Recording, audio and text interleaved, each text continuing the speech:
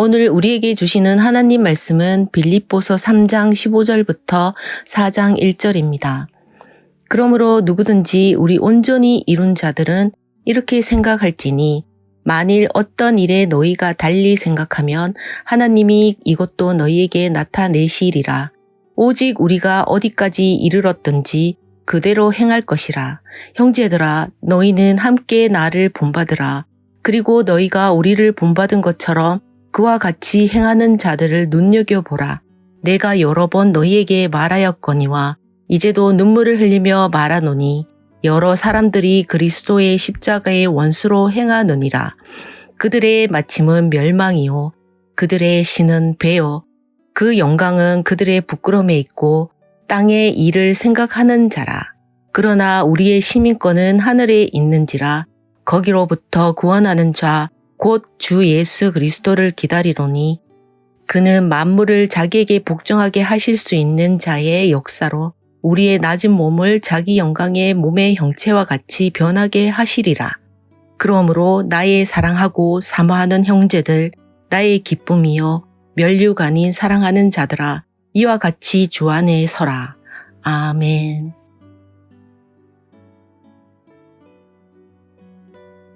오늘도 주님과 동행하여 승리하는 복된 한 날 되시길 바랍니다.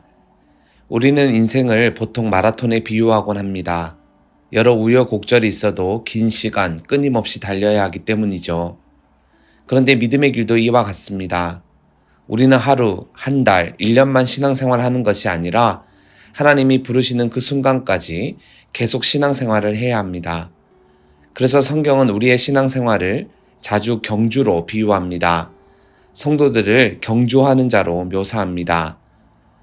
그런데 사도 바울은 신앙의 길을 경주할 때 자신은 늘 최선을 다해 달렸다고 고백합니다.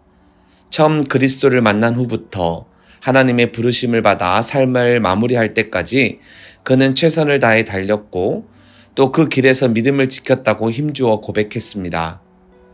자, 그럼 바울이 이렇게 최선을 다해 달릴 수 있었던 이유, 이렇게 성공적으로 다름질할 수 있었던 이유가 무엇인지를 함께 살펴보도록 하겠습니다.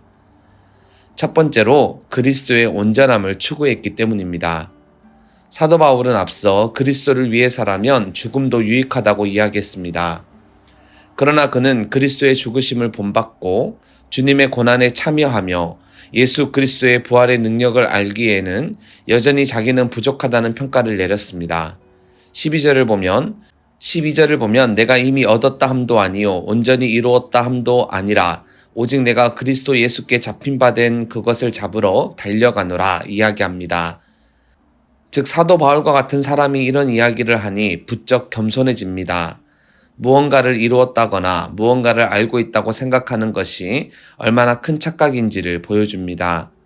사도 바울은 복음의 진리를 참 많이 깨달았고 성령의 능력도 참 많이 행했지만 여전히 잡은 줄로 여기지 않았습니다. 끊임없이 자신을 성찰했고 그러다가 부족한 모습이 보이면 그리스도를 닮기 위해 더 많이 애쓰고 노력했습니다. 바울에겐 거듭해서 그리스도를 본받고자 하는 열망이 있었죠.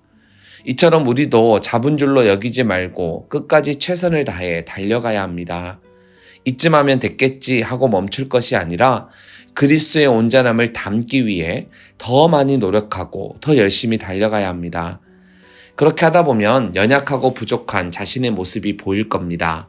이때 낙심할 필요는 없습니다. 우리 안에 착한 일을 시작하신 그분께서 끝까지 달릴 수 있는 힘과 용기와 믿음을 주실 겁니다. 이런 사실을 확신하면서 주님의 온전함을 담기 위하여 계속 끝까지 바울처럼 달려가는 모든 서문 가족들이 되기를 바랍니다. 두 번째로 바울이 최선을 다해 달릴 수 있었던 이유는 영광스러운 상이 기다리고 있었기 때문입니다. 13절, 14절은 다음과 같이 말합니다.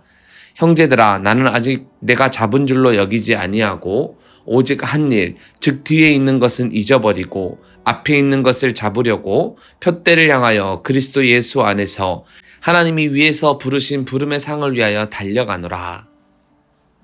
달리기 선수에게 가장 영광스러운 순간은 결승전을 통과한 뒤 승리한 사람들을 위해 준비된 상을 받는 것입니다. 선수는 누구나 상을 받기 원하죠.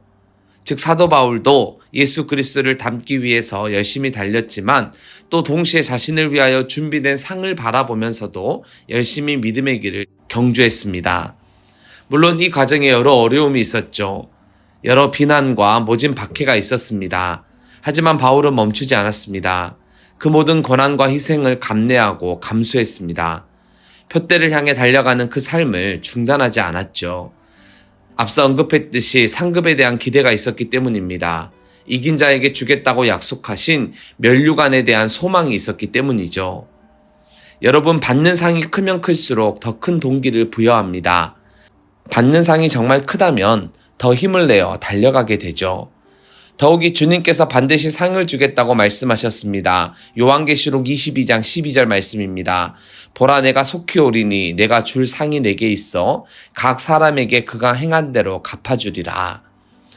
그런데 예수님께서 주시는 이 상은 세상이 주는 즐거움과는 감히 비교할 수도 없을 만큼 크고 영광스러운 상입니다. 일시적인 것이 아니라 영원한 상이죠. 즉, 이 사실을 우리가 믿고 확신한다면 우리 역시 바울처럼 고난이 있고 어려움이 있어도 힘차게 달려갈 수 있습니다. 그러니 무의미한 세상의 칭찬과 가치의 마음을 빼앗기지 말고 오직 위에서 우리를 부르신 부름의 상을 바라보고 힘차게 그리고 열심히 달려가는 모든 서문가족 되기를 바랍니다. 그런데 오늘 본문을 보면 이렇게 성공적으로 다름질한 사도 바울이 성도들을 향하여 자신의 모습을 본받으라 권면합니다. 17절입니다. 형제들아, 너희는 함께 나를 본받으라. 그리고 너희가 우리를 본받은 것처럼 그와 같이 행하는 자들을 눈여겨보라. 즉, 사도 바울은 자신을 본받을 뿐만 아니라 주의 일을 열심으로 행하는 자들을 눈여겨보라고 말합니다.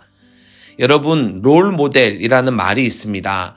훌륭한 사람이 되고 싶다면, 성공한 인생을 살고 싶다면 본받을 만하거나 모범이 되는 대상을 똑같이 따라하면 된다라는 말입니다.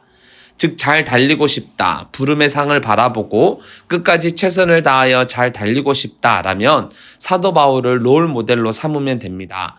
성공적으로 다름질하고 싶다면 주의 일을 열심히 행하는 자들을 눈여겨보고 그들을 따라하면 됩니다. 그러면 하나님께서 주겠다 말씀하신 면류관을 쓸 수 있습니다. 그리고 사도 바울은 자신을 본받아야 하는 구체적인 이유도 분명하게 밝히고 있는데요. 18절을 보면 바울은 다른 길을 가르치고 주장하는 사람들은 십자가의 원수라고 강하게 말합니다.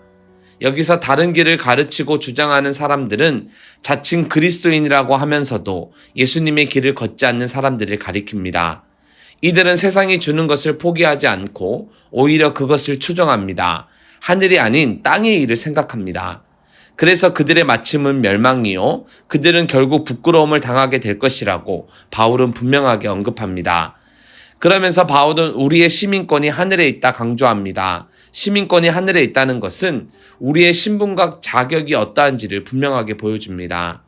우리는 하늘 시민으로서 그에 걸맞는 삶을 살아야 합니다. 왕이신 예수님의 통치에 순복하고 그분이 걸어가신 길을 따라가야 합니다. 이 땅의 상급이 아닌 하늘의 상을 바라면서 계속적으로 신앙의 길을 경주해야 하죠. 그런 의미에서 우리는 사도 바울을 본받아야 합니다. 그가 어떻게 성공적으로 다름질할 수 있었는지, 그가 어떻게 최선을 다하여 믿음의 경주를 할 수 있었는지 우리는 잊지 않아야 합니다. 사랑하는 서문가족 여러분, 그리스도의 온전함을 추구하는 자들이 되기를 바랍니다. 이미 얻었다, 이미 잡았다 생각하지 마시고 계속 예수님을 닮아가기 위하여 애쓰고 노력하는 자들이 되십시오. 이쯤 하면 됐지라는 생각은 절대 성경적인 생각이 아닙니다. 우리는 그리스도의 온전함을 담기 위해 더 많이 노력하고 더 열심히 달려가야 합니다. 그리고 하나님이 위에서 부르신 부름의 상을 바라보고 힘차게 달려나가야 합니다. 하나님이 주는 상은 세상이 주는 상과 다릅니다. 영원하며 영광스러운 상입니다. 그러니 하늘 시민권자로서 이 땅의 상급이 아닌 하늘의 상을 바라고 바울처럼 계속적으로 신앙의 길을 힘차게 경주하는 우리 모두가 되기를 진심으로 축원합니다.